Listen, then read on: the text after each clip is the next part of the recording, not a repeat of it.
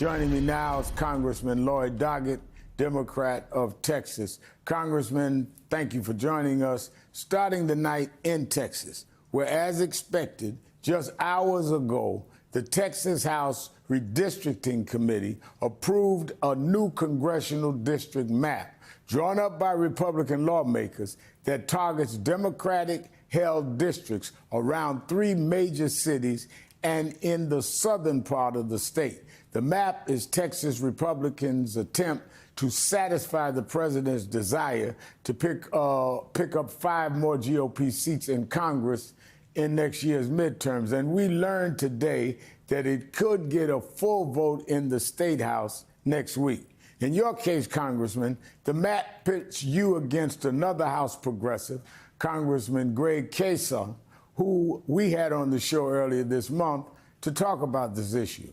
As Texas Democrats figure out how to respond, what's your reaction?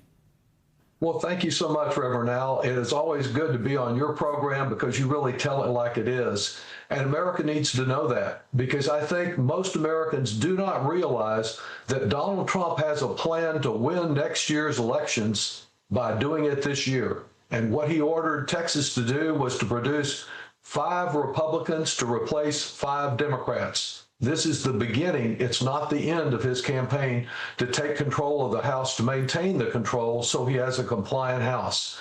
The Texas legislature took a big step in that direction today, and they will probably finalize it on Tuesday. What the impact is very dramatic, particularly on communities of color. We currently have 4 members of the delegation who are African American.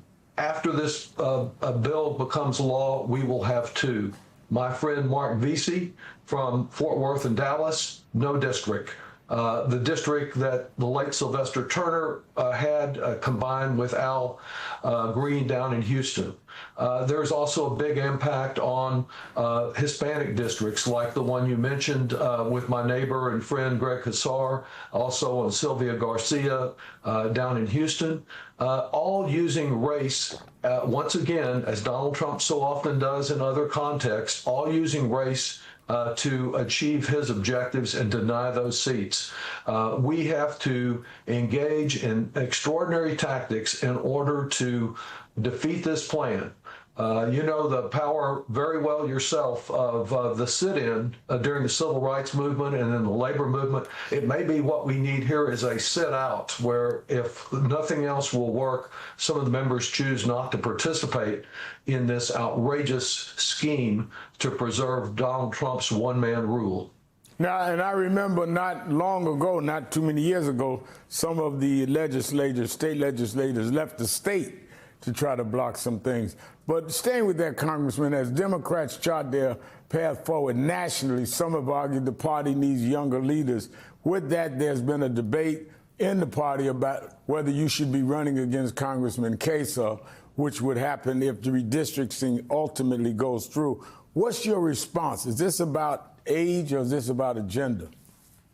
You know, I was one who called early for President Biden to step aside because I was concerned about his electability, not his age, about his ability to respond during the debate, not his good heart. But I think we need people of all generations. We certainly want to reach out and include more young people, but we don't believe in discrimination based on age, and everyone has an opportunity and should have an opportunity to participate in our party. I want to emphasize also that this is not, as big as Texas is, it's not just a Texas issue. And we're very pleased that Governor Newsom, for example, is looking at how changes can be made in California to offset the losses in Texas. Our Texas state legislators have been traveling around the country. There's some other states from Maryland to Washington state that could be a potential. I wish that all states had nonpartisan citizen rather than gerrymandering.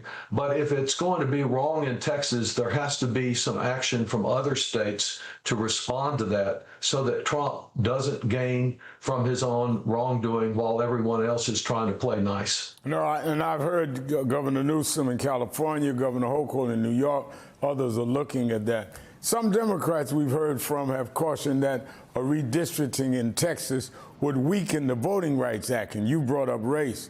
But it also appears to be in danger of being further gutted in Louisiana, where the U.S. Yes. Supreme Court has asked lawyers in a dispute over the state's congressional map whether Louisiana violated the 14th and 15th Amendments trying to adhere to VRA. If the state is found in violation, it could lead to it and other states being barred from considering race in drawing their maps according to a voter rights campaign or complaint. How big of a crisis is this, Congressman? It's a big one. It's a really big one. You know, Lyndon Johnson, my predecessor representing Austin, Texas, signed the Voting Rights Act in a way that was a result of blood, sweat, and tears of so many people to get that law in place.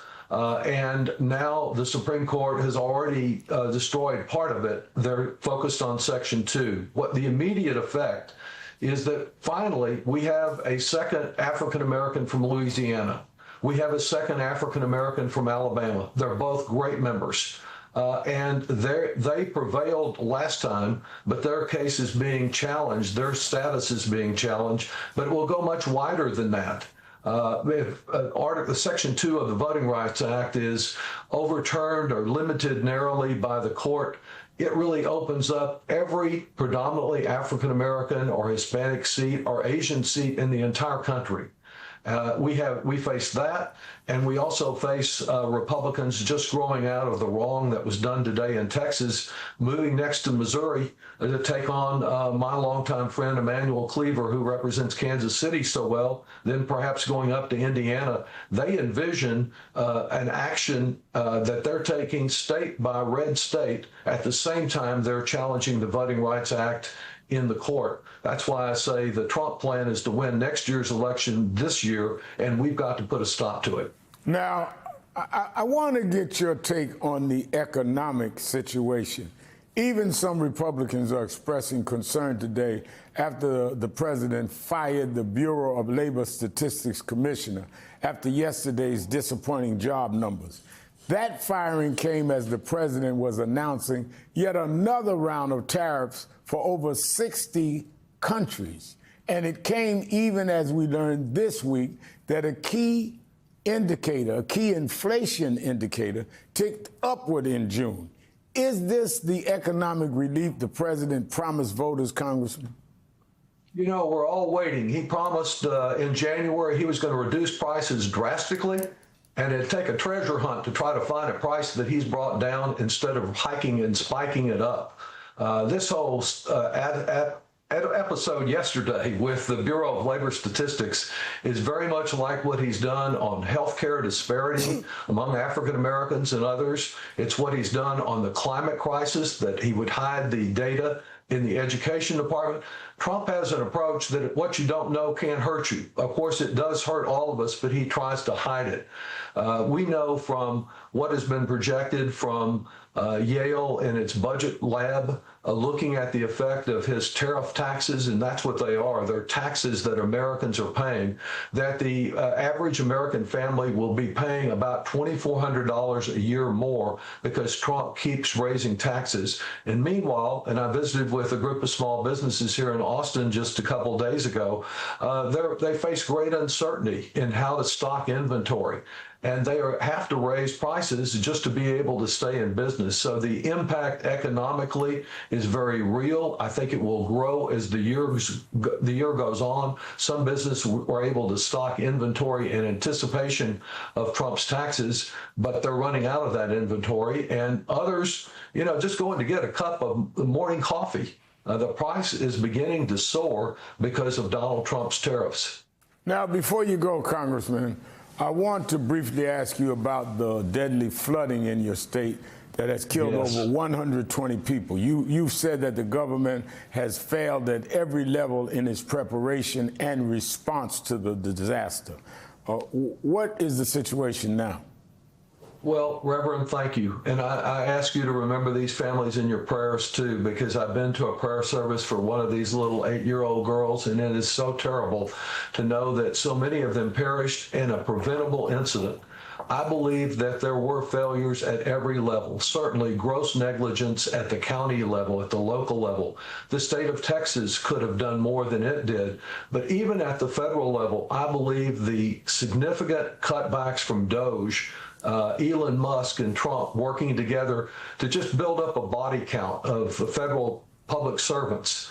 The night that this happened, the top meteorologist who'd been there for 32 years, who was in charge of coordinating with the local authorities, he had retired, been forced out back in April.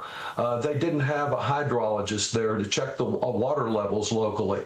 And we know from my conversations with the head of the National Weather Service that they apparently concentrated on just getting the message to one person in Kerr County. Yeah. And it turns out that person was sick and not there. I have asked now for about 3 weeks for them to produce the phone logs, the radar logs, and the employee logs for that night. And we need to get the facts to know what impact Trump's across-the-board cuts to DOGE, through DOGE, had on the National Weather Service. It's the impact that I know you've reported on in so many other departments, that we need good public service, and that takes public servants. And some of the most dedicated ones were removed, all claiming it was for waste, fraud, and abuse when they produced not one single case of actionable fraud, and probably will end up having to pay more for DOGE than it ever saves. Not one case did they produce. Thank you for being with us, Congressman Lloyd Doggett. Always glad to have you.